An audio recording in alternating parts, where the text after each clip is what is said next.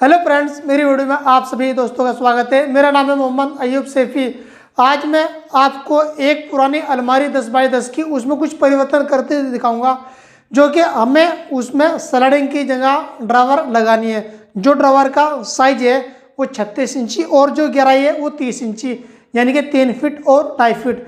उसका आपको पूरा प्रॉपर तरीका मिलेगा किस प्रकार बनाना चाहिए और उसमें किस प्रकार सेटिंग करनी चाहिए। अगर आप वीडियो को स्किप नहीं करेंगे आपको वीडियो में बहुत कुछ सीखने को मिलेगा। चलते हैं साइड पर और वीडियो शुरू करते हैं।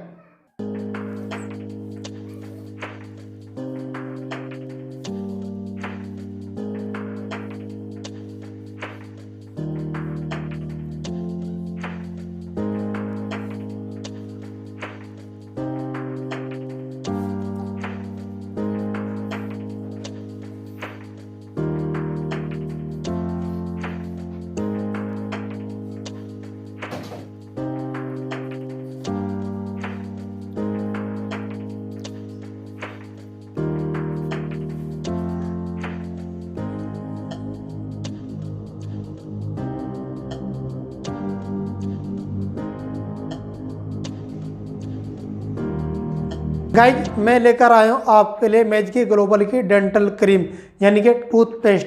ये 100% आयुर्वेदिक है। ये आपके दांतों में यानी कि पारियां जमने नहीं देगा और मसूड़ों को फूलने नहीं देगा और आपके दांतों को सफ़ेद रखेगा।